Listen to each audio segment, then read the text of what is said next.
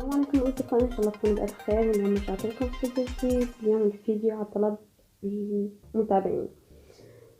أصدقائي، في صبية طلبت مني إني أنزل عن الدليفري بإسطنبول وشو هي البرامج، وطبعا كمان هي طلبت مني إني أحكي عن المواصلات. اليوم موضوعنا رح يكون عن التطبيقات اللي بتوصل دليفري بدون دفع أجرة التوصيل. قبل ما نبلش بهذا الفيديو أصدقائي، يا ريت تضغطوا على زر الاشتراك في القناة وتحطوا لايك للفيديو وتكتبوا لي كومنت في حال حابين تستفسروا عن أي فيديو من الفيديوهات. طبعا أصدقائي، بالأيام الجاية رح نزل لكم موضوع كثير مهم للي أخذ الجنسية التركية وكيف فيه يسحب كريدت من البنك يوصل ل200,000 تركي. ويلا أصدقائي نبلش بهذا الفيديو. طبعا البرنامج هو اسمه يميكس بيت. بنفوت على جوجل بلاي، بنحط يميكس بيتي مثل ما شايفين أصدقائي. هذا هو البرنامج اسمه، أنا رح أحط لكم الرابط في أول كومنت. أصدقائي هلا نفتح البرنامج. طبعا هذا البرنامج هو موجود يعني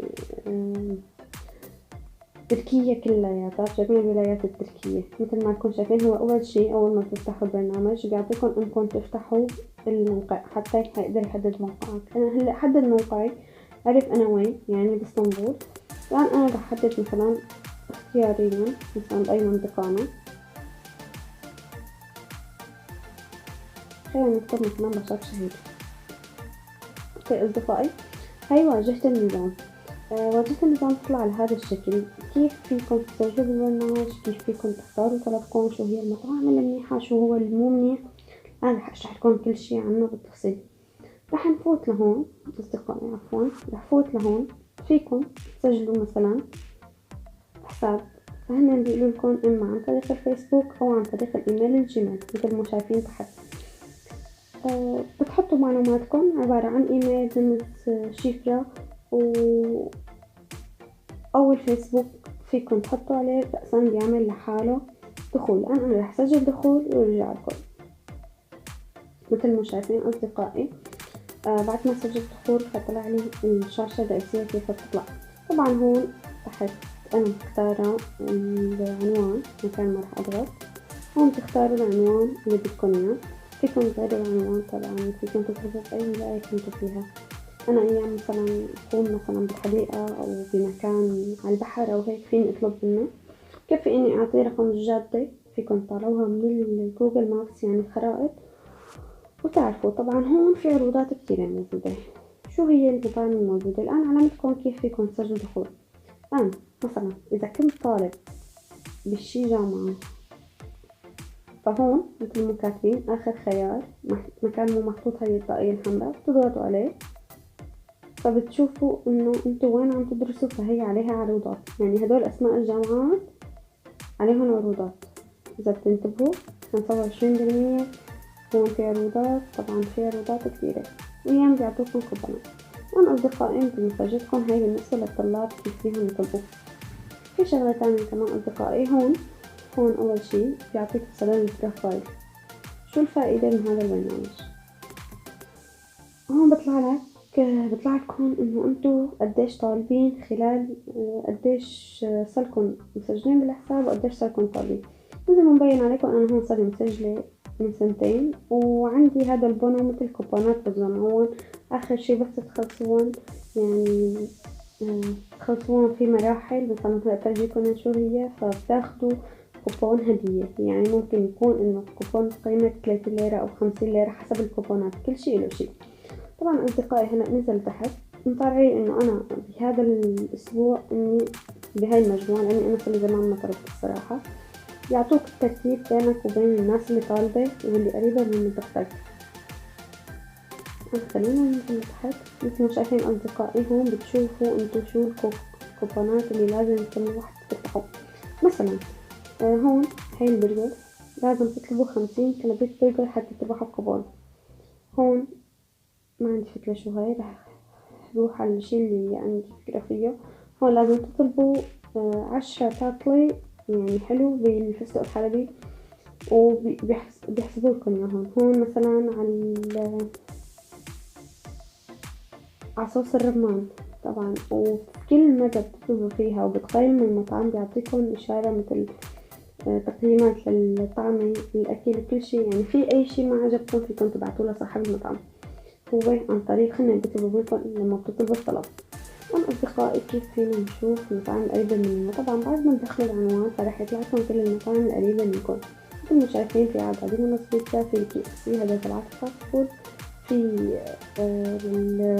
هاي البيتزا كمان، وللبرجر كينج، ماكدونالدز، وفي هلا 25% اندرين على أغلب المطاعم وكلها. طيب في أكلة معينة حابين تبحثوا عليها، بتحطوا على تاني خيار جنب السبانيش، تضغطوا عليه وتضغطوا شو الأكل اللي بتخطر على بالكم، مثلا كنافة أو لحم دجاج أو أي شي. فأنا هلا رح أكتب هون، رح أكتب مثلا، خلينا نكتب هم معجون بس هيك شايفين. فهلأ أنا طلعت لي عدة خيارات كيف تعرفوا المطعم اللي منيح من اللي مو منيح، كيف فيكم يعني. طبعا هذا كله شايفين عندي. شايفين أول مطعم حاصل على هاي الجائزة فهو يكون أحسن شي. كاتبين إنه أقل شي فيك تطلب ب20 ليرة مثل ما كنتم شايفين أصدقائي، والطلب بيطول من 20 دقيقة ل30 دقيقة، وهون مكتوب إنه أجرة التوصيل 0، ما بياخدوا أجرة التوصيل أبدا. كل المطاعم معتمدة على هذا الشي. طبعا إذا كان طلبك أقل يعني مثلا 20 ليرة أوكي، إذا كان أقل من 20 فالأفضل إنك تلاقي مطعم تاني، لأنه كل مطعم له شي. مثلا هذا المطعم أقل شي لازم تطلب 35، الطلب بيطول من 35 دقيقة ل40 دقيقة. آخر مطعم مثل ما يكون شايفين كمان، مثل ما انتم شايفين هذا بيطول من 35 دقيقة ل 45. 35 أقل شي لازم تكون 35. طبعا هون التقييمات جايته 705 تقييمات، فهنا هون كاتبينه إنه الخدمة 7/1، الطعمة 7/5، وهي ال HEZ ما عندي فكرة شو هي، يعني إنه يمكن السرعة حتكون 7.6. طبعا كل مطعم بتفوتوا عليه مثلا من هون، أول شي بيطلعلكن هون بتشوفوا يعني شو هي العروضات، شو هو المنيو أو هيك شي. مثلا هون المشويات، مثلا الشي اللي بده بالفرن، الكفتة، هيك هون محددلكن مثل المنيو كامل. والمنيو الأساسي هون بيكون أيام مع الصور، في مطاعم بتحط صور، في مطاعم ما بتحط صور. طبعا هون إذا شايفين انتو حطيتكن إنه من ايمت لايمت بيشتغلوا، قديش بيطول الطلب، أقل كمية للطلب، وكاتبين هون إنه فيك تاخد عروضات وهيك من عنده. وهون المطعم، هون تقييمات الناس عن هذا المطعم. طبعا أصدقائي إذا ما بتعرفوا تكتبوا تركي أو ما عندكم فكرة عن الأكل، هلا هون هدول المطاعم المعروفة مع صورة فاست فود مثل بوردن يسي، حتى في للمي هلا نجيك عنده مثل ما شايفين. تحتهم المتفكلر كان مكتوب هون. أصدقائي مثلا انتم أي أكلة جاي عبالكم، مثلا البرجر أو اللحم أو السمك أو أي شي، حتى اللي في عندهم مثلا هون خلينا نحط إيفي ميكلر. فهون أول شي بيعطوك إنه أنت عندك جوكر، تمام. مثلا الجوكر بتختاره، إذا اشتريت ب30 بتدفع 20، إذا اشتريت ب40 بتدفع 25، إذا اشتريت ب70 بتدفع 45، إذا اشتريت ب120 بتدفع 75. كل ما زاد السعر كل ما زاد الجوكر. طبعا بس مجرد ما تحط اندرين سيرش فرأسا رح يصير ينقلك للمطعم فقط. هذا المطعم يعني يكون أكثر من مطعم أنت بتختار، مثلا مطعم حلويات أو مطعم للبوظة أو أي شي، يعني حسب كل شي له شي. طبعا نفس الشي التخفيضات بتكون، انت كل ما زدت كل ما كان التخفيض أكثر، بس أقل شي لازم تاخد ب30 بس بتدفع 20 ليرة. طبعا هذا هو بالنسبة مثلا نحن بدنا هلا أنا بالليل عم صور، فهيك ما في مطاعم فاتحة مشان هيك ما عم يطلعولي. مثلا خلينا نحط على القهوة كمان ما طلعلي شي. خلينا نشوف الكفتة.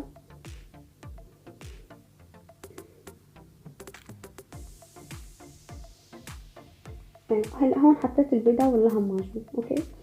فهون طلع لي انه في هدول 3 مطاعم فاتحين هلا. أنا بختار المطعم اللي يعجبني. أوكي، كيف الأسعار كمان، طبعا السعر بيختلف من مطعم لمطعم. هلا هون مثلا عنده خلينا نشوف، بما إنه كنا ندور على البيضة، خلينا نشوف شو في عنده.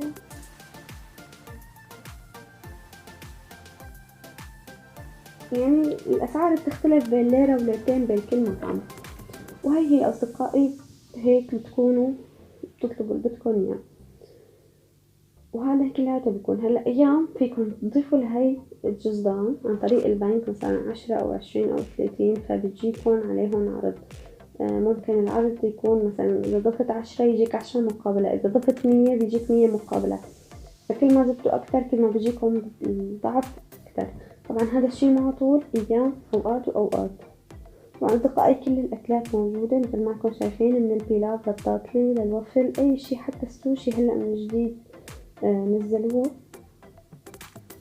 كل شي أكلات موجودة مثل ما انكم شايفين.